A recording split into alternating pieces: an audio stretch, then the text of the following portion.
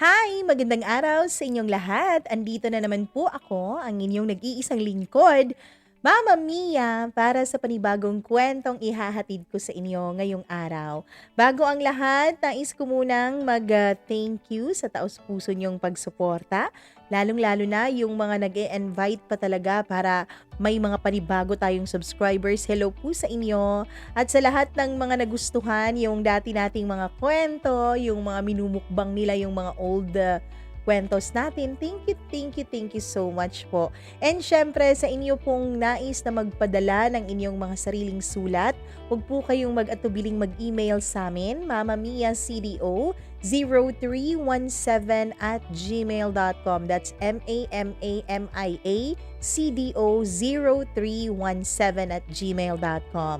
Huwag po kayong mag-alala kung ayaw nyo pong pasabi yung pangalan nyo, sabihin nyo lang, baguhin natin o kung pwede kayo na ang magbago para wala tayong mistake. Charot. Hello po kay Maria Rapada. Maraming salamat sa iyong pakikinig. Jamie Rodriguez, thank you din. Ayun. At least nakarami ka. Ganun ba, Jamie? Hello po sa lahat ng mga nag-aantay ng ating pa-shoutout everyday. And syempre yung mga uploads natin everyday. Hello po sa inyo. Menchi Vlog Bukalig, maraming thank you. Ayun, kahit wala ka kahapon, matamlay tuloy araw ko. Ay, ganun. O, pasensya na po. Wala ako nung nakaraan kailan ba yun? Thursday? Hello po. Hello sa taga Sampalucan, Taytay, Rizal. Maraming salamat, Josephine Villario. And maraming salamat sa mga naminaw. Mga Bisaya po sila, naminaw daw. Ayan, Unified Dealer, maraming salamat sa inyo dyan. Kasi unified, so marami kayo. Huwag ka kasi ganun talaga. Minsan, kapag ano na yung damdamin natin, grabe na yung bugso ng ating damdamin, hindi natin napipigilan yung mga ganun. Charot. Hello po sa inyo dyan na araw-araw na nakikinig sa atin. Maraming salamat po. Farah, 1989. Hello din kay Jeboy Palaboy, Christy Dimitrial. Maraming salamat sa mga nag-aabang sa atin. Andrea Gomez, thank you. Chazi Chai, Cutie Hot Mom. Grabe naman yung yung parang username ng mga Hello po, maraming salamat. Ayan, hello kay Maribel Figuracion. Thank you so much. Jocelyn's Channel. Marvy Monticelio, Precious Gracious, maraming salamat sa mga OFWs natin sa may Singapore. Thank you so much po sa inyong pag-tune in sa atin araw-araw. Sharon Bananal, maraming salamat and happy 7th monthsary daw sa mahal niyang si Alexander Conde. Para namang yung pangalan ni Alexander Conde parang sinauna, parang mga Renaissance period, ganon. Hello kay Lani Arellano, maraming salamat po. Ayan, halos lahat na yata ng mga binabasa mo, napakinggan ko na, Mama Mia. Maraming thank you po. Chazi, Jessa Tamayo, maraming salamat sa'yo. Ayun, and syempre sa lahat ng mga nakikinig sa atin dyan, ayun, kuhang-kuha niya ang inis. Kuhang-kuha mo ang inis ko sender, 'di ba? Ano pa 'to? Matagal pa yung matagal na itong kwento yung napakinggan niya. Hello po. Ganyan talaga ang mga babae. Kailangan nating intindihin. Hi Ann Soto, maraming salamat sa iyo. May George, thank you so much. Magandang hello din kay Papa Chico. Si Papa Chico po, partner ko po siya dati sa sa radio. Oo. May program po kami dati na partner kaming dalawa. Hi Papa Chico. Yung subscribers natin, I miss you. Anako, thinking of sharing a story on your program. Sige please. Mag-share ka na rin. Riza, hello po sa'yo. Hindi buo ang araw ko kapag hindi ko napapakinggan si Mama Mia. Happy birthday daw. Happy birthday sa'yo, Riza. March 1 pala yung birthday mo nung Friday. Happy birthday. 26 years old ka na. Hi po, maraming salamat sa iyong pakikinig, Karen Kawaing. Thank you so much. Ayan, maraming salamat, Maria. And kay Emily Lacuesta, maraming thank you sa iyo. Ayun, sa lahat ng mga nakikinig sa atin all over the Philippines and all over the world. Charot.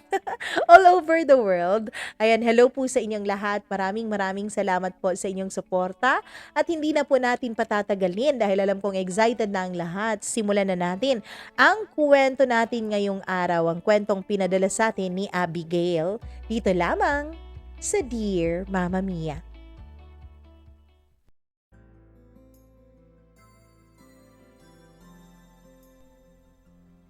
Ayos lang ang magkamali dahil tayo ay tao at hindi naman perpekto. Ang mahalaga ay natututo tayo sa ating mga karanasan at ginagamit natin ang mga leksyon na ating natutunan para mas pagandahin pa ang ating kinabukasan. Dear Mama Mia, good morning sa inyong lahat kung maaga mo man itong mababasa. Ako po si Abigail, isa pong suki sa inyong programa. Araw-araw po talaga akong nakaabang kung may bago na kayong upload sa iyong YouTube channel, Mama Mia. Actually, isa po kayo sa mga dahilan kung bakit na-inspire ako na i-share ang kwentong ito. Ito ay kwento ng buhay ko, kung papaano ako nagkamali at kung papaano ako natutong bumangon at tumayo sa sarili kong mga paa. At kung papaano rin ako nagtanggal ng takot sa dibdib ko para marating kung ano man ang narating ko ngayon. Mama Mia, lumaki po ako bilang isang only child. Kaya naman lahat po ng gusto ko ay aking nakukuha. Lahat po ng pangangailangan ko ay hindi nagkulang ang aking mga magulang. Tinatawag nga akong spoiled brat ng mga pinsan ko, especially sa papa ko. Mama Mia, kasi nga babae ay mas malapit ako sa papa ko. Mahal na mahal ako ng papa ko. Kahit na hindi po kami mayaman, kapag meron po akong gusto, kahit na hindi naman kaya at wala naman kaming pera, ay hinahanapan talaga yon ang paraan ni papa. Para lang mabigay sa akin ang aking gusto kahit na ang totoo ay kapritsyo lang naman ito. Hindi naman ito mahalaga. At wala naman itong halaga kung tutuusin. Mama Mia, naaalala ko pa nung bata pa lamang ako, kapag may bagong mga laruan o mga damit o kahit na anong gamit ang mga pinsan ko, ay umiiyak talaga ako kapag walang akin. Kahit na birthday naman ang pinsan ko kaya marami siyang bagong damit dahil regalo sa kanya, ay naiiyak talaga ako, Mama Mia. Gusto ko kahit birthday ng iba may regalo din ako.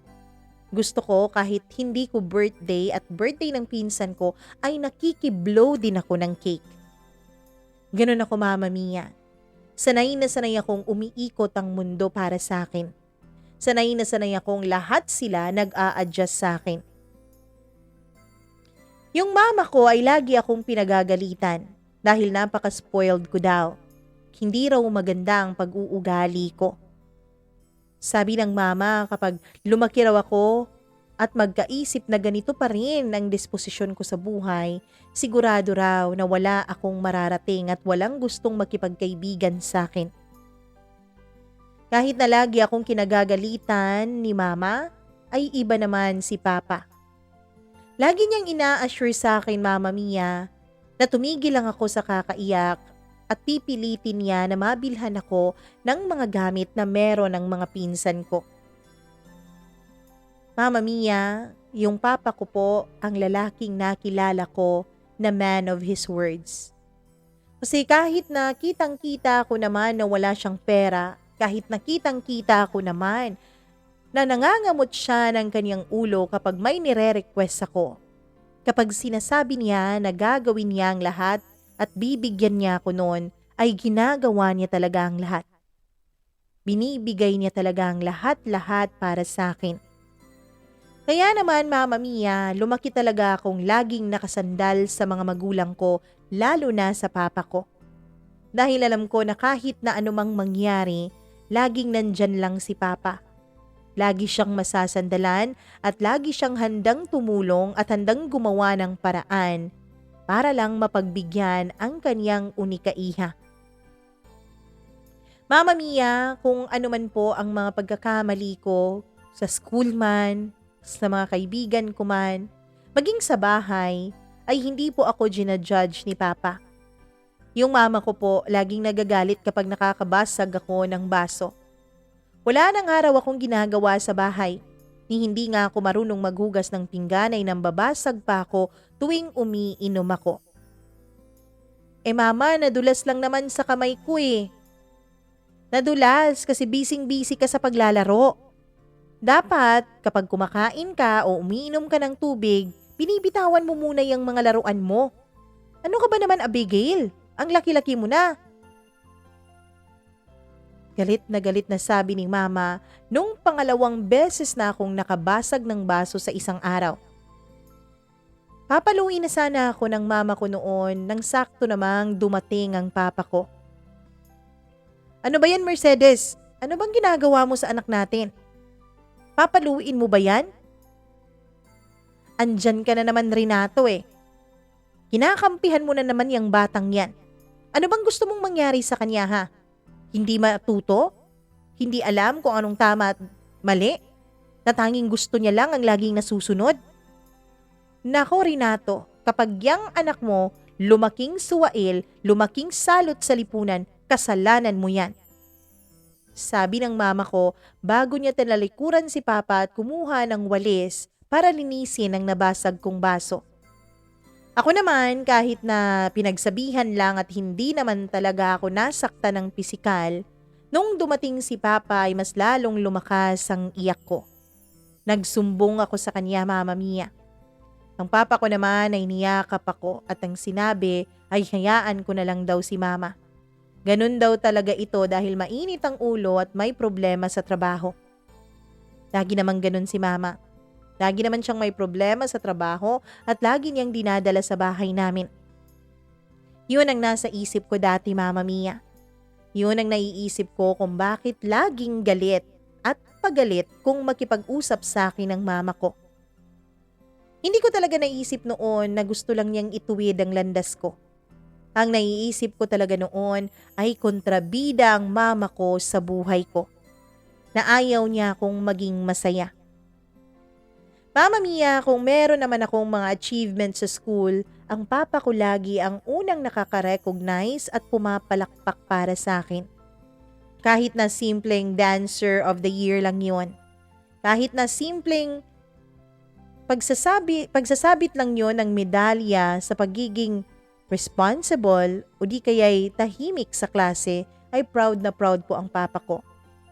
Hindi naman kasi ako matalino, Mama Mia. Hindi ako part ng honors list pero lagi po akong may ribbon at medalya dahil nga siguro pagdating sa eskwela ay mabait ako. Kung gaano ako ka-spoiled sa bahay ay hindi naman ako ganun sa eskwela. Para bang dalawang magkaibang tao ang nasa katauhan ko. Mas marami pa kasing maaarte at mas maldita sa akin sa school. Kaya siguro ayoko na maging ganon. Sa school rin ako nakakahanap ng mga kaibigan dahil yung mga pinsan ko ay lagi ko na lang nakakaaway. Mama Mia, sa tuwing may kaaway rin ako, ang papa ko po ang lagi kong kakampi. Siya ang laging kumakampi sa akin kahit na hindi niya alam na ako naman ang nagsimula ng away. Naaalala ko pa, Mama Mia, na ako lagi ang dahilan kung bakit magkaaway noon ang mama at papa ko. Kasi nga, lagi akong kinakampihan ni Papa. Lagi akong pinagtatanggol ni Papa sa tuwing nagagalit sa akin si Mama. Ang laging sinasabi ni Papa, bata lang ako kaya dapat intindihin.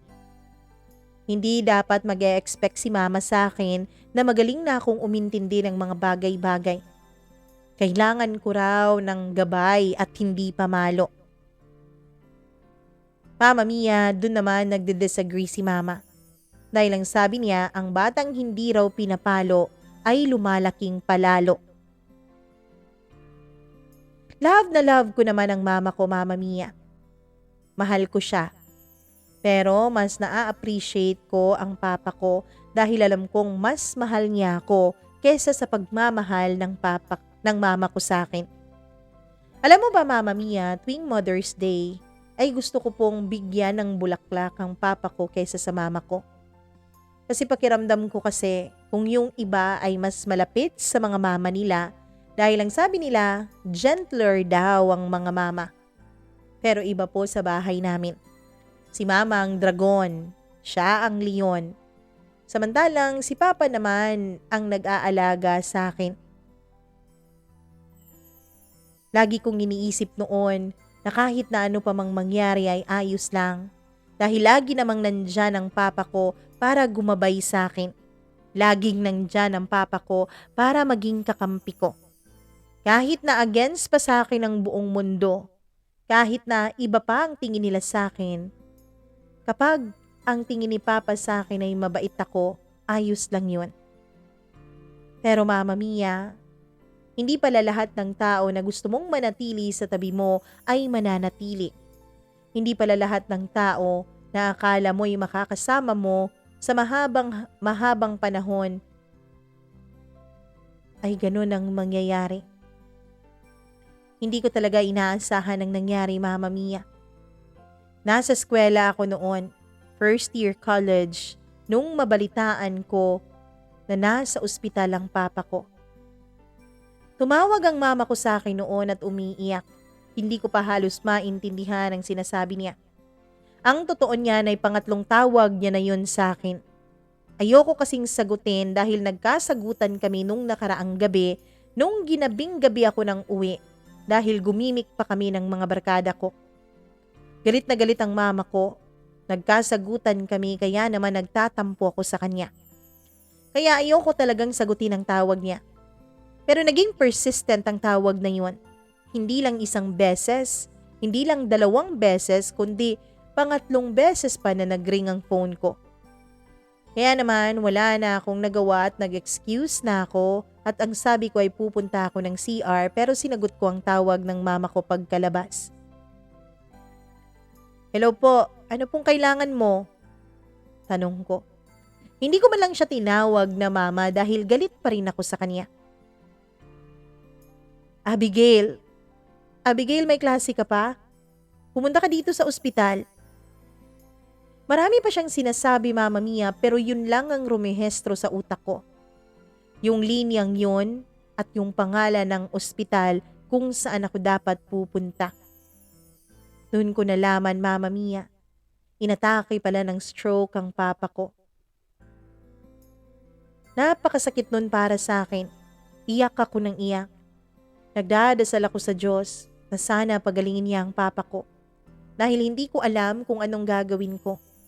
Hindi ko alam, Mama Mia, kung paano ko haharapin ang bukas at kung paano ko haharapin ang mga pagsubok na darating sa buhay ko kung wala na ang papa. Kaya lang, kung kailan gustong gusto ko na at kailangan na kailangan ko na ang isang bagay, ay siya namang hindi ibinigay sa akin. Dati kasi, Mama Mia, lahat naman ang gusto ko, lahat naman ang dasal ko ay sinasagot ng Diyos. Pero itong pinaka-importanting bagay para sa akin ay hindi niya magawang ibigay. 1 week lang po after nung maatake ng stroke ang papa ko, ay binawian na siya ng buhay. Sa isang pikit mata lamang, Mama Mia, ay para bang nawala ang lahat sa akin. Para akong nawalan ng mga kamay at mga binti. Nawalan ako hindi lang ng papa kundi ng nag-iisa kong kakampi sa lahat ng bagay. Feeling ko noon, Mama Mia, maging ako ay namatay na rin nung namatay ang papa ko. Parang namatay ang kalahati ng pagkatao ko. Hindi ko alam, Mama Mia, kung paano ba ako magsisimula noon. Alam mo ba, nung binawian ng buhay ang papa ko ay sigaw ako ng sigaw. Iyak ako ng iyak. Hindi ko nga alam pero naglulupasay na raw ako sa sahig ng ospital, sabi ng pinsan ko. Wala na siguro akong pakialam noon dahil ang tanging nasa isip ko lamang ay ang pagkawala ng papa ko na sobrang sakit sa akin. Hindi ako lumalabas 2 araw ng lamay niya. Ayokong nakikita siya sa loob ng kabaong. Nasa silid lamang ako at umiiyak. Lagi akong kinakatok ni mama at kinakamusta pero ayoko siyang kausapin. Dinadalhan ako ng mga pinsan ko at ng mga tiyahin ko ng pagkain sa kwarto pero ayokong kainin. Hindi po ako nakakaramdam ng gutom, Mama Mia. Wala akong ibang nararamdaman noon kundi ang sakit sa dibdib ko sa pagkawala ng papa ko. Sa ikatlong gabi ng kaniyang lamay, dun ay lumabas na ako. Naisip ko na ito na ang mga huling gabi na makikita ko ang papa ko ng personal. Dahil alam ko pagkatapos ng libing niya, hinding-hindi ko na siya masisilayan pa. Ilang beses akong nagdasal noon na sana mapanaginipan ko si papa. Sana makausap ko man lang siya. Dahil ang totoo niyan, Mama Mia, mula nung ma-stroke siya, ay hindi ko na siya nakausap pa. Dahil nilagay agad siya sa ICU. Mama Mia, masakit na masakit yun para sa akin. Parang nawalan talaga ako ng sarili kong buhay. Alam ko naman, Mama Mia, na nandyan pa ang mama ko. Alam ko naman na pwede ko siyang magiging kakampi. Kaya lang, paano ko iisipin na magiging kakampi ang isang tao na halos araw-araw kong nakakabangayan? Kaya naman feeling ko tuloy, Mama Mia, ay nag-iisa na lamang ako sa mundo. Nagalit pa ako sa Diyos noon. Bakit niya hinayaan na mawala ang papa ko? Bakit ba niya hinayaan na mawalan ako ng nag-iisa kong kakampi? Sa lamay, Mama Mia, kitang-kita ko rin naman kung paano nasakta ng mama ko sa mga nangyari. Grabe si Papa. Isang atake pa lamang, pero sumuko na agad siya. Akala ko ba, sabi niya noon, hinding-hindi niya ako iiwanan. Sabi niya noon, makikipaglaro pa siya sa mga apo niya sa akin. Sabi niya noon, yung mga apo naman niya ang i-spoiled niya kapag nagkaroon na ako ng sarili kong pamilya. Naniwala ako sa mga sinabi niyang yun. Dahil ang sabi ko nga, Mama Mia, man of his words ang papa ko. Pero siguro hindi niya rin hawak ang panahon at pagkakataon. Siguro, Mama Mia, alam din niya na kahit na anong pangako niya na sasabayan niya ako, na hindi niya ako iiwan. Pero kapag binawi na siya ng may kapal ay wala na rin talaga kaming magagawa. Iniwanan niya ako sa mga panahon na kailangan ko siya. Kailangan na kailangan ko ng kakampi. Dahil, Mama Mia, hindi lang po yun ang nag-iisa kong problema. Hindi lang po ang pagkawala ng papa ko at nag-iisang sakit sa dibdib ko. Doble po ang dagok sa akin ng nangyari na pagkamatay ng papa, Mama Mia. Wala na akong mapagsabihan ng mga problema ko. Wala nang taong kakampi sa akin kahit na magkamali man ako. Lalo na ngayon. Lalo na nung mga panahon na yon na kailangan ko siya. Kailangan na kailangan ko siya dahil may dinadala akong problema. Isang problema na alam kong walang ibang pwedeng makaunawa sa akin kundi ang papa. Isang problema na wala na akong mapagsasabihan pa. Hindi lang basta problema, Mama Mia, kundi malaking problema. Mama Mia, bago ko pa man masabi sa papa ko ang problema ko ay inatake na nga siya ng stroke. Kaya hindi ko nasabi sa kanya na pwede na siyang makipaglaro sa magiging apo niya. 1 taon mula nung panahon na yun. Dahil buntis ako, Mama Mia. Oo, buntis ako ng 2 buwan nung mamatay ang papa. Hindi ko kasi alam noon kung paano ko sisimulang sabihin sa kanya. Alam kong madidisappoint ko siya.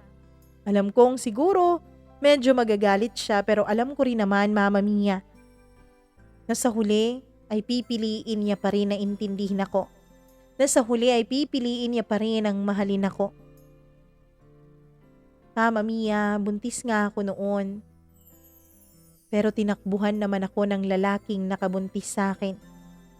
Iniwanan ako at nawala siya na parang bula. Mama Mia, classmate ko po siya sa isang subject. Hindi po kasi kami magkaklase dahil hindi siya nakablock at huli po siyang nagpa-enroll. Matalino po siya, Mama Mia, at napaka-romantic. Napaka-romantic niyang magsalita at alagang-alaga niya ako. Lagi rin niya akong tinuturuan sa leksyon namin kahit na yung mga subjects na hindi kami magkaklase. Mama Mia, unang araw pa lang ng pagkakita ko sa kanya noon ay crush na crush ko na siya. Kaya naman, nung naging magpartner kami sa isang activity namin sa subject na magkaklase kami, ay naging close kami agad at ang sabi niya ay matagal na raw niya akong gusto. Gusto niya raw akong ligawan. Actually, pinaalam ko naman kay papa ko na nanliligaw siya sa akin. Sabi ni papa ay wag ko na muna raw siyang sagutin. Kaya lang hindi ko napigilan ang sarili ko, Mama Mia. Magaling talaga kasing magsalita si Joey. Mabait din siya, maalaga, at lagi niya akong inuunawa at iniintindi. Kaya naman, Mama Mia, naloko niya talaga ako at naniwala talaga ako sa mga mabulaklakin niyang mga salita sa akin. Nang sabi niya, ako lang daw ang tanging babaeng minamahal niya. At hindi raw ako mapapantayan ni kanino man. Mama Mia, nagpadala ako sa mga matatamis niyang salita. Kaya naman, nung nag-celebrate kami ng aming 5th monthsary, at nung inaya niya ako sa boarding house niya ay sumama ako.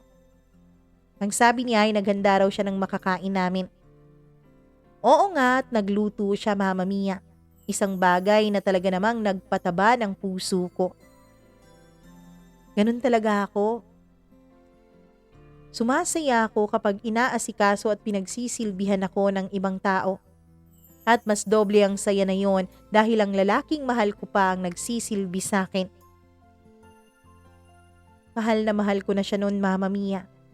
Kaya naman nung matapos na kaming kumain at nung simulan na niya akong halikan, kahit na kinakabahan ako, kahit na may munting boses sa utak ko na nagsasabing pigilan ko siya, ay hindi ko ginawa.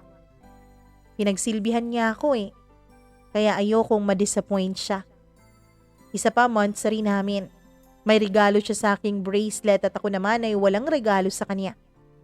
Kaya naisip ko noon na pagbigyan ko na ang gusto niya. Pagbigyan ko na siya na may mangyari sa aming dalawa. Dahil yun naman ang natatanging paraan para makapagbigay man lang ako kahit konting regalo sa kanya. Mama Mia, sinuko ko nga ang bataan ko kay Joey nung gabing yun. At mula nga nung araw na yun, ay halos magkadikit na kaming dalawa at hindi na mapaghiwalay pa. Mas lalo siyang naging sweet sa akin. Mas lalo niya akong minahal. Mas lalo niyang pinaramdam sa akin na ako lang ang nag-iisa at wala ng iba. Kaya naman hindi ako nagsisi noon na binigay ko ang sarili ko sa kanya. At paulit-ulit ko pa yung binibigay. Pero noon ngang nagka-problema na, Mama Mia. Noon ngang nalaman ko na nabuntis ako. At nung sinabi ko na sa kanya na buntis ako, ay wala man lang siyang naging reaksyon. Niha-niho wala. Sige na, Abigail, mag-uusap na lang tayo mamaya. Punta muna ako sa klase ko. Susunduin na lang kita mamaya sa classroom niyo. Sabi niya. Yun lang ang naging sagot niya, Mama Mia, nung sinabi ko sa kanyang buntis ako. Hindi ko talaga malaman noon kung ano bang tumatakbo sa isip niya. Siguro nagulat siya. Siguro, Mama Mia, hindi rin siya handang katulad ko. Hindi ko nasabi sa kanya na kahit na anong mangyari ay may isa kaming magiging kakampi at yun ang papa ko. Pumasok na nga ako sa classroom ko noon. Pero hindi ako nakapag-concentrate at wala doon ang isip ko. Ang nasa isip ko, Mama Mia, ano kayang magiging desisyon ni Joey tungkol sa binubuntis ko? Nung matapos ang klase ay inantay ko siya pero walang Joey na dumating. 20 minutes akong nagantay sa kanya sa classroom hanggang sa napagdesisyonan kong puntahan ko na siya sa classroom nila. Naabutan ko pa roon ang iba niyang mga kaklase dahil nagpa-practice pa ang mga ito sa siguro ay presentation nila sa kanilang subject. "Oh, Abigail, andito ka pala. Bakit di mo kasama si Joey? Bakit di siya pumasok kanina?" Sunod-sunod nilang tanong. "Ano? Hindi pumasok si Joey?" Tanong ko. "Oo eh. Hindi namin alam kung bakit." Doon Mama Mia ay agad kong kinontak si Joey. Tinawagan ko siya ng paulit-ulit. Pero hindi na ma-reach ang kanyang cellphone number. Bigla na lang siyang nawala na para bang bula. Siguro Mama Mia, huminto siya sa kanyang pag-aaral. At nung pinuntahan ko siya sa boarding house niya kung saan namin malimit gawin ang mga bagay na hindi namin dapat ginagawa, ay wala na rin siya doon. Wala na rin siya doon, Mama Mia. Plano ko na sanang sabihin kay Papa ang totoo. Plano ko na sanang ipaalam sa kanya ang problema ko.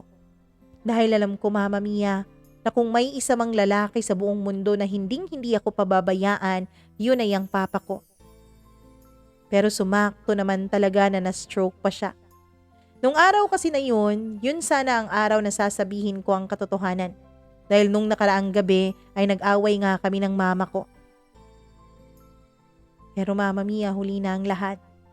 Hindi ko na ipaalam kay Papa ang problema ko. Ngayon, ano na lang ang gagawin ko na wala na si Papa? Ano na lang ang magiging future ko na wala ng taong kakampi sa akin? At nung mailibing na nga namin ang Papa, Mama Mia, ay sinabi ni Mama sa akin na baka tumigil muna ako sa pag-aaral ko. Dahil wala na si Papa. Hindi niya raw kaya ang mga gastusin dahil minimum wage earner lang naman ang mama ko. Hindi pa amin yung bahay na yon at nagre-renta lamang kami. Marami kaming mga gastusin. Mama Mia, sinabi ko kay Mama, may pension naman ang Papa. Kaya pwedeng hindi ako tumigil sa pag-aaral.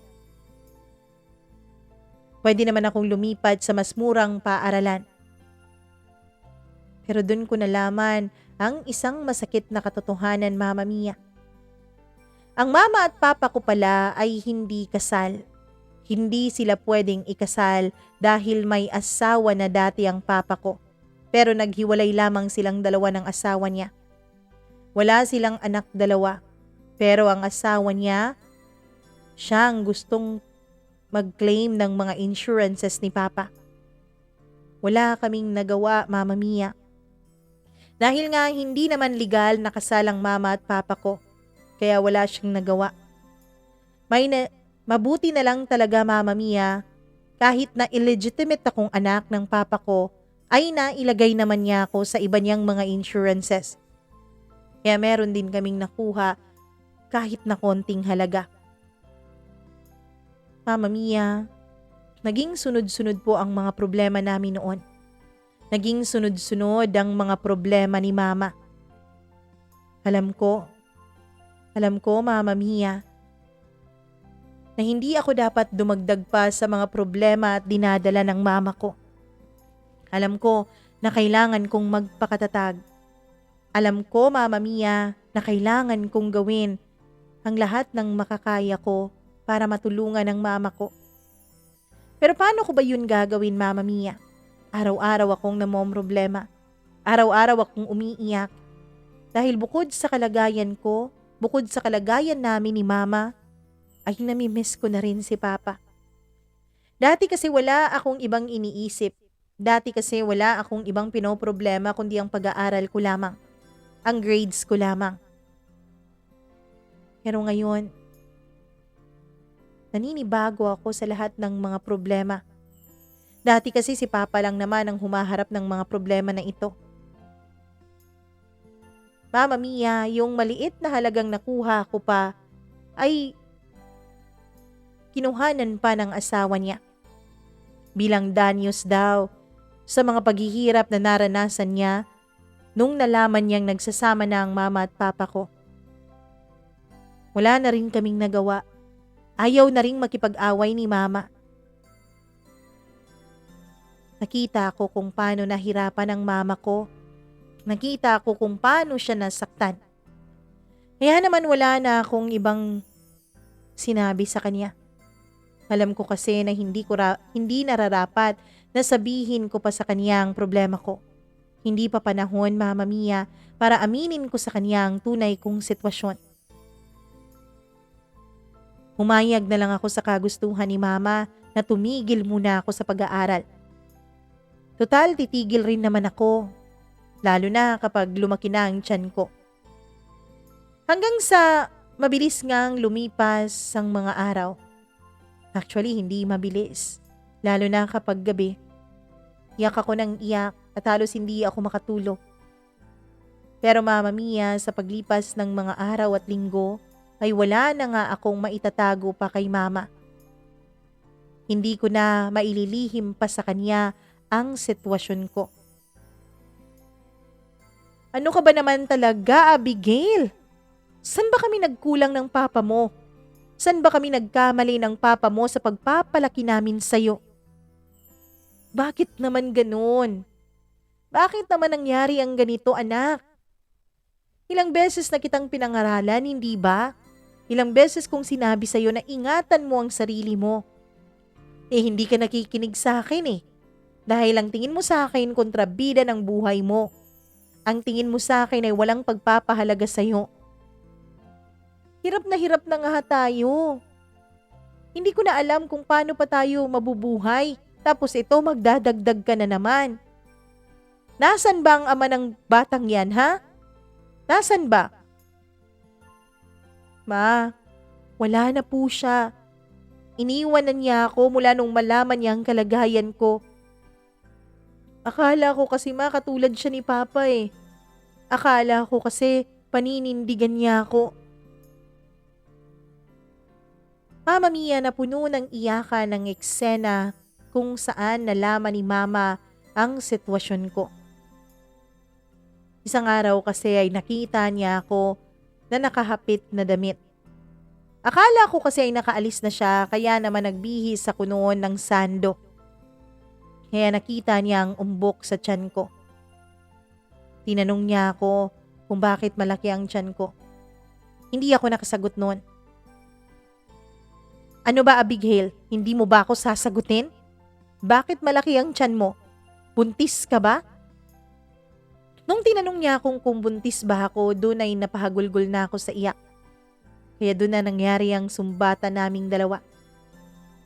Napakalaki talaga ng panghihinayang ko sa sarili ko, Mama Mia. Napakalaki ng mga pagsisisi ko sa buhay ko. Bakit ko ba ginawa ang bagay na yon? Bakit ba ako nagpadala sa aking emosyon?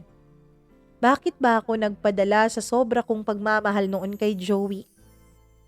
Tuloy nasaktan ko ang mga magulang ko. Alam ko, Mama Mia, na kahit wala na ang papa ko ay nakikita pa rin niya ang mga nangyayari. At alam kong hindi siya masaya na nabuntis ako ng maaga. Nakita ko rin kung paanong nasaktan ulit ang mama ko. Ilang linggo pa lamang noon mula nung mamatay ang papa. Ilang linggo pa lamang noon mula nung magkaharap sila ng tunay na asawa ni Papa. Ilang linggo pa lamang noon na halos gabi-gabing umiiyak si Mama. Alam ko dahil naririnig ko mula sa kwarto ko ang mga hagulgol at atungal niya. Pero eto na naman, iiyak na naman siya. Panibago na naman na mga pagsubok. Panibago na namang rason para hindi siya makatulog sa gabi sa kakaiyak. Masakit pala ang ganun, Mama Mia. Masakit pala kapag nakikita mong umiiyak ang magulang mo dahil sa'yo. Dahil sa kapalpakan mo. Dahil sa ginawa mong malaking pagkakamali. Pero Mama Mia, nagsisisi ako nung mga panahon na yun. Alam kong hindi deserve ng mga magulang ko. Hindi deserve ng mama ko ang ganong klaseng sakit na naibigay ko sa kanya. Pero kahit na disappointed si mama sa akin, kahit na galit siguro siya sa mga nagawa ko, ay hindi pa rin niya ako pinabayaan, Mama Mia. Ang sabi niya, nandito na raw to. Kaya tutulungan niya ako sa abot ng makakaya niya. Wala ka pang alam sa pagiging ina, Abigail. Kaya huwag kang mag-alala. Aalalayan kita at hinding-hindi kita iiwanan. True to her words, Mama Mia, ay hindi nga ako iniwanan ni Mama. Sinasamahan niya ako kapag nagpapa-check up ako. Mama, pwede naman na huwag ka nang sumama. Maaabala pa kita sa trabaho mo eh. Ano bang huwag sumama? At sinong sasama sa'yo? Alam mo, kailangan mo ng kasama dahil ang mga buntis bigla-bigla na lang niyang nahihilo. Kapag nagmana ka sa akin, ako. Nung pinagbubuntis kita, hiluhin talaga ako. May mga araw na halos hindi ako makabangon sa kama. May mga araw na halos hindi ko maigalaw ang mga paa ko dahil nahihilo ako kapag ginagawa ko yon. Paano kapag nagmana ka sa akin? Paano kapag hiluhin ka rin? O paano kapag bababa ka ng jeep at mahilo ka? Baka mapano ka pa at baka mapahamak pa ang anak mo. Pagkasabi niya noon ay agad ko siyang niyakap. Doon ko lang na-realize, Mama Mia, kung gaano ako kamahal ng mama ko. Dati kasi kontrabida ang tingin ko sa kanya. Dati kasi ang tingin ko sa kanya ay walang ibang gagawin kundi ang pagalitan at saktan nako. Pero ibang nakikita ko ngayon. Ibang mama ang nakikita ko ngayon. Isang mamang mapagmahal. Isang mamang mapag-aruga. Mama Mia, hanggang sa makapanganak ako ay hindi ako iniwanan ng mama ko. Silang dalawa ng baby ko ang ginawa kong inspirasyon para magpatuloy sa buhay. Kahit nang totoo ay hirap na hirap ako. Wala kasi akong alam sa pagiging ina. May mga pagkakataon na umiiyak na lang ako kapag umiiyak ang anak ko. May mga pagkakataon, Mama Mia, na naiisip kong ipamigay ko na lang kaya ang bata. Hindi ko alam kung normal lang ba yon. Pero pagkatapos naman ng ilang sandali ay hihingi ako ng tawad sa anak ko dahil naiisip ko ang mga bagay na yon. Sinabi ko yun kay mama, kung normal ba yun. Alam mo, Abigail, normal lang naman yun. Lahat ng babae dumadaan sa ganon. Lalo na kapag first time kang maging ina. Alam mo ba, nung pinanganak kita at nung inaalagaan kita, lagi-lagi akong umiiyak. Kahit nakasama ko ang papa mo. Lagi kong sinasabi sa kanya na sana hindi na lang kami nag-anak. Baka mapariwara ang buhay mo. Baka masaktan ka ng mga tao sa mundo. Ang dami-dami kong inaalala. Kaya normal lang yan, anak. Pero lagi mong iisipin, ina ka na ngayon. Lahat ng gagawin mo, hindi na lang ikaw ang maaapektuhan, kundi maging ang anak mo. At yun ang pinakamasakit na mangyayari sa'yo. Kapag naapektuhan ang anak mo sa mga pagkakamali mo. Kaya anak, pilitin mong bumangon ha. Pilitin mong magpakatatag. Walang ibang aasahan ng anak mo kundi ikaw. Wala namang kwenta yung lalaking nakabuntis sa'yo. Sabi ni mama.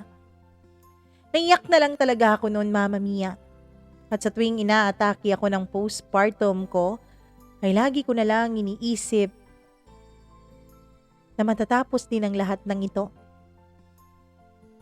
Ginagawa ko na lang ay hinahayaan ko na lang lumipas ang bawat araw. Hindi ko na lang iniisip yung hirap at sakit. Pero paminsan-minsan, Mama Mia, ay nakikita ko pa rin nahihirapan ng mama ko. Lalo pat hindi naman marami ang gatas ko. Kaya naman kinakailangan pa namin talagang bumili ng formula milk para sa anak ko. At dagdag gastos din yon. Nakita ko kung paanong ginagawang umaga ni mama ang gabi para lang maghanap ng mapagkakakitaan. Ako naman, Mama Mia, ay tumutulong sa kanya. Nagtayo ako ng maliit na tindahan pero hindi ko rin yon laging naaasikaso dahil nga may anak ako. Pero hindi rin yon naging successful. Hanggang sa lumipas na nga ang 2 taon. 2 years old na ang anak ko, Mama Mia. Nung malaman ko na nagha-hiring ang isang malaking call center sa aming lugar, ay dun ako nag-apply. Sinabi ko kay Mama ay tumigil na siya sa pagtatrabaho niya. Nagpalit kaming dalawa dahil mas malaki po ang kita sa pagiging call center kesa sa trabaho ng mama ko. Sigurado ka ba, anak, na ikaw nang bahala sa amin? Oo, Mama. Hihilingin ko lang sana na alagaan mo yung anak ko. Hihilingin ko lang sana na ikaw muna ang magmahal sa kanya habang nasa trabaho ako. Pumayag ang mama ko dahil nga halos times 4 or times 5 naman ang sinasahod ko kaysa sa sahod niya.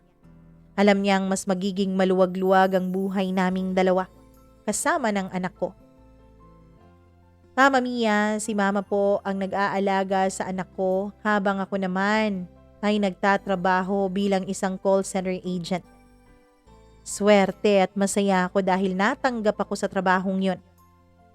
At noon matanggap nga ako doon, Mama Mia, unti-unti pong nagbago ang aming buhay. Unti-unti pong nagbago ang pamumuhay naming tatlo ni Mama at ng anak ko. Nakita ko, Mama Mia, na masayang-masaya ang mama ko sa pag-aalaga niya sa kanyang apo. Alam mo, anak, alam ko naman na hindi mo naramdaman noon ang pag-aalaga ko sa iyo. Alam kong ang pakiramdam mo noon ay kontrabida ako sa buhay mo. Kaya babawi ako sa apo ko. Sa kanya ko ibubuhos lahat ng pagmamahal na kinikimkim ko sa puso ko. Ang gusto ko lang kasi noon ay hindi ka mapariwara. Ang gusto ko lang kasi noon ay bigyan ka ng disiplina ba? Na ayaw namang ibigay ng papa mo sa'yo dahil mahal na mahal ka niya. Kaya napipilitan ako na ako ang magdidisiplina sa'yo noon. Pero ngayon, ikaw naman ang dumisiplina sa anak mo at ako naman ang spoiler. Sabi ni Mama na tawang-tawa sa naging reaksyon ko. Kitang-kita ko na kahit na naging mahirap ang buhay namin ay unti-unti na kaming nakakaahon. Na kahit na mahirap ang buhay namin, Mama Mia, kahit na nahirapan kami nung umpisa ay unti-unti namang nagiging maayos ang lahat. Hanggang sa nakabili na nga ako ng isang maliit na bahay. Actually, hindi po yun bili dahil sinangla lang yun sa amin. Kaya lang, namatay na ang may-ari at nilipat na rin sa amin ng mga anak ang titulo ng lupa at bahay dahil wala naman daw silang makukuha doon at pare-pareho na silang nasa Amerika. Kaya nagkaroon kami ng sarili naming lupa at bahay, Mama Mia. Maliit lang yun pero sakto na rin para sa aming tatlo. Mama Mia, nakala ko ayun na ang magiging future ko. Na kaming tatlo lang talaga ng anak ko at ng mama. Pero Mama Mia, nakilala ko po si Roldan. Si Roldan ay isa pong supervisor sa pinagtatrabahuan ko na bagong assign sa branch namin na yon. Siya po ang lalaking sumubok na kumatok muli sa aking puso. Nung una, nung sinabi niyang gusto niya ako, ay hindi ko siya pinansin. Mama Mia, nadala na talaga ako. Nadala na ako sa mga lalaki. Alam ko na iba't ibang uri talaga ang mga lalaki. Alam kong napaka-imposible na makakita ako ng isang katulad ni Papa. Isang lalaking hindi tumatakbo sa mga responsibilidad niya. Kaya naman as much as possible, ay sinara ko na ang puso ko na magkaroon pang muli ng panibagong lalaki. Sinara ko na ang damdamin ko, Mama Mia. Ayoko nang magkaroon pa ng panibagong lalaki sa buhay ko. Alam ko na magiging mitya lamang ito ng panibagong sakit na dadanasin ko. Kaya as much as possible, ayoko na sanang ma-in love pa. Ayoko na sanang pagbigyan pa ang puso ko. Ayoko na sanang pagbigyan pa ang pag-ibig sa buhay ko. Sabi ko noon sa sarili ko, sapat na si Mama at ang anak ko. Pero sadyang napakakulit talaga ni Roldan, Mama Mia. Sabi niya, hindi naman daw niya hinihingi na mahalin ko siya pabalik. Hindi daw naman niya hinihingi na pagbigyan ko ang damdamin niya na gawin ko siyang boyfriend. Ang gusto lang daw niya, Mama Mia, ay maipakita sa akin na totoong mahal niya ako. Ang gusto niya lang ay bigyan ko siya ng chance na mahalin niya ako. Hayaan ko lang daw siya na ipakita sa akin kung gaano niya ako kamahal. Hayaan ko lang daw siya na ipakita sa akin na hindi lahat ng lalaki ay nang iiwan. Na hindi lahat ng lalaki ay walang ibang binibigay kundi sakit ng ulo at sakit ng puso. Alam mo, Abigail, mahal talaga kita eh. Sinubukan ko namang pigilan. Sinubukan ko naman na wag itong mag-flourish dahil ang sabi nga ng iba ay matigas ka na raw. Matigas na ang puso mo. Na hinding-hindi ka na iibig pang muli. Alam mo, Roldan, itigil mo na yung panliligaw mo. Alam mo naman pala eh. Siguro na-challenge ka lang sa akin, no? Siguro walang ibang babaeng gumagawa nito sa'yo kaya ang nasa isip mo ay sinusubukan kita. Ang nasa isip mo ay nagpapakipot ako. Pero Roldan, hindi ah. Ayoko talaga.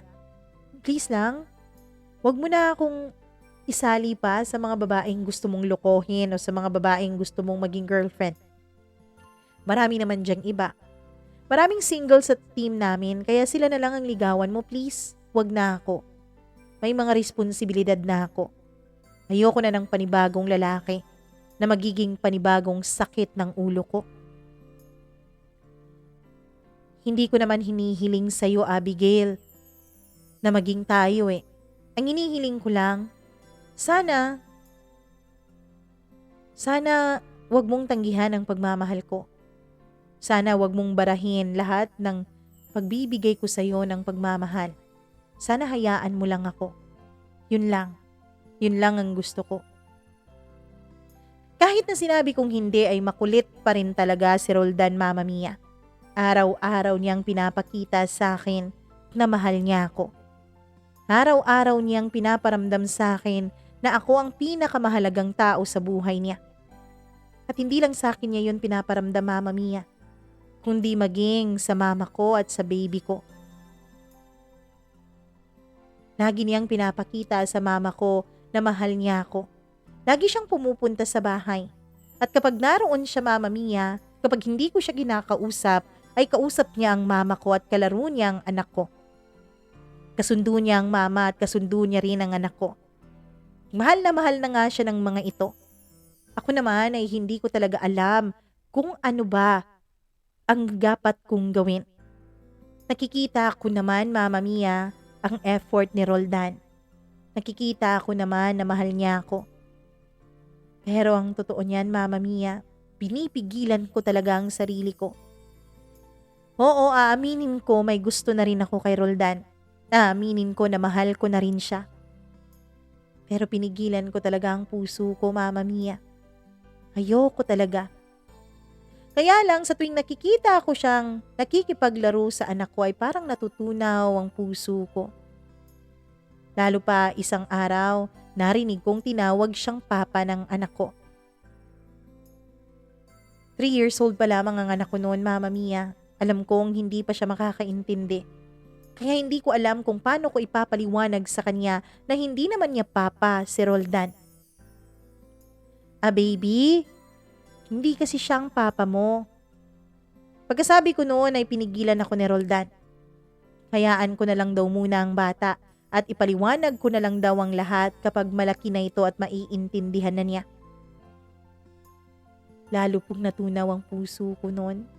Lalo pong nakapasok si Roldan sa loob dahil concerned siya sa anak ko. Ganun pala talaga kapag nanay ka na, Mama Mia. Mas na-appreciate mo ang mga taong nakaka-appreciate sa anak mo. Mahal ko na si Roldan noon, pero pinipigilan ko lang ang sarili ko dahil ayoko nang masaktan pang muli. Ayoko nang makaranas pang muli ng sakit na naidulot ni Joey noon. Ayoko nang magkamali pang muli. Paano kapag niloloko lang pala ako ni Roldan? Paano kapag nabuntis na naman ako? Paano kapag iniwanan na naman niya ako kapag nabuntis ako? Mahirap, Mama Mia. Mahirap ang ganong sitwasyon kaya naman pinili ko talaga na ilihim ang damdamin ko. Hanggang isang araw, habang naglalaro si Roldan at ang anak ko, ay nilapitan ako ng mama ko. Abby, kung gusto mo rin si Roldan, bakit kailangan mo pa siyang pahirapan? Bakit kailangan mo ring pahirapan ang sarili mo? Tanong ni mama. Ma, kasi ayoko nang magkamali pa eh. Ayoko nang masaktan pa ulit. Kaya mas mabuti na lang yung ganito. Single na lang ako. Single na lang ako dahil hindi naman ako masasaktan kapag ganito. Talaga? Hindi ka masasaktan? Paano kapag makakita ng iba si Roldan? Paano kapag makakita siya ng babaeng mamahalin niya at mahal rin siya? Paano kapag ikasal siya sa iba? Hindi ka rin ba masasaktan nun? Hindi ko na-imagine ang bagay na yun, Mama Mia. Pero nung pinoint out na yun ng mama ko, ay dun ko naisip na hindi ko pala kaya na makita si Roldan kasama ang ibang babae. Pero Mama Mia, masakit talaga eh. Masakit yung ginawa ni Joey. Ma, hindi ko na alam kung paano muling magtiwala sa isang lalaki. Hindi ko alam kung paano ako muling magmamahal. Alam mo anak, walang mangyayari sa buhay mo kung lagi ka nalang matatakot. Walang mangyayari sa buhay mo kung lagi ka nalang magpapadala sa takot dyan sa dibdib mo. Alam mo kung anong dapat mong gawin? Tanungin mo ang puso mo. Tanungin mo ang sarili mo kung mahal mo ba talaga si Roldan. At kapag nakumpirma mong mahal mo siya, magdasal ka sa Diyos. Humingi ka ng sign sa Kanya. Humingi ka ng mga patunay na si Roldan na nga. Abby, lahat naman ng nagmamahal ay nasasaktan. At hindi naman ibig sabihin na kapag nagsama na kayo ni Roldan o kapag nagpakasal na kayong dalawa ay wala ng sakit. Marami pang sakit na darating dahil pareho naman kayong hindi mga perpekto. Pareho kayong magkakamali sa buhay. Pero ang tunay na pagmamahal, Abby, yun ay ang pagpapatawad nyo ng paulit-ulit sa isa't isa. Dahil ang pagmamahal ay hindi nagtatala ng pagkakamali ng bawat isa. Alam mo, sa tingin ko kay Roldan, mabait siyang bata. Mabait siyang anak. At magiging mabait siyang ama. At kung mali man ang magiging desisyon mo, kung magkamali ka man ulit, natural lang naman yun dahil tao lang naman tayo. Wala namang perpekto sa atin. Ang importante ay marunong kang humingi ng tawad. Ang importante ay marunong kang magmahal. Ang importante ay marunong kang tumanggap ng mga pagkakamali mo at marunong ka ring bumangon mula doon. At dahil nga sa advice ni Mama, ay nagnilay-nilay talaga ako, Mama Mia, kung ano ba ang katotohanan. Mahal ko ba talaga si Roldan? Ilang beses din akong pumupunta sa simbahan para magdasal. Alam mo, Mama Mia, pagkatapos ng mahabang panahon, pagkatapos ng pagkamatay ng papa ko, noon lang ako muling pumasok sa simbahan. Noon lang ako muling nagdasal. At nung nalaman ko nga, Mama Mia, napayapa ang loob ko kapag sinasabi ko sa Diyos na sasagutin ko na si Roldan ay ginawa ko yon. Trinay ko, Mama Mia. Trinay ko baka mag-workout kaming dalawa. At sa awa naman ng Diyos, Mama Mia, kahit na may mga problema rin naman kami ni Roldan, kahit na marami rin naman kaming mga pinagdadaanan, ay hindi niya ako iniwanan. At last November nga, Mama Mia, ay nagpakasal na kaming dalawa. Tama si Mama. Wala talagang mararating ang isang tao kung lagi siyang nagpapadala sa mga takot niya. Dapat hindi tayo matakot na magkamali. Dapat hindi tayo matakot na madapa dahil normal lang naman yun dahil dun tayo natututo sa ating mga pagkakamali. Doon tayo natututong bumangon at doon tayo natututong mas kumapit pa sa Diyos. Mama Mia, alam ko na marami pa kaming pagdadaanan ni Roldan. Alam ko na marami pang pwedeng mangyari sa buhay namin. Alam ko na marami pang magiging pagsubok sa aming pagsasama. Pero isa lang po ang alam ko. Hinding-hindi ko po susukuan si Roldan. At sana ganun din siya sa akin. Pero kahit na ganun, Mama Mia, mas lalo po akong kakapit sa Panginoon. Dahil alam ko na siya lang naman ang nakakaalam sa mga mangyayari sa hinaharap. Alam ko na kahit ano pa mang mangyari ay lagi siyang nandyan at tutulungan at gagabayan ako. Hanggang dito na lamang, Mama Mia, at maraming salamat po sa pagbabasa mo nitong sulat ko.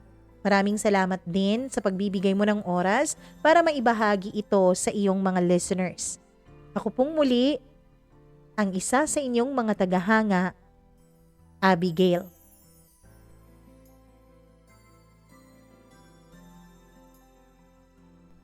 Alam mo, napakaganda ng leksyon na sinabi at binigay sa atin ni Abigail ngayong araw. Tunay ngang huwag tayong matakot na magkamali. Dahil kapag natakot kang magkamali, hindi ka nagagawa ng mga bagay. Ibig sabihin, hindi ka na mag-grow. Hindi ka na magiging ikaw, na yung potensyal mo talaga na magiging ikaw yung malakas, yung may tiwala sa Diyos, yung may pagmamahal sa puso kapag takot na takot kang magkamali. Ang isipin mo lang, sa bawat pagkakamaling magagawa mo, handa ka namang patawarin ng Diyos. At sa bawat pagkakamaling magagawa mo, yun ay oportunidad para ikaw ay matuto. Yun ay oportunidad para maging mas maglakas, mas matatag ka pa. Maraming salamat, Abigail, sa pag-share mo ng iyong kwento dito sa ating programa.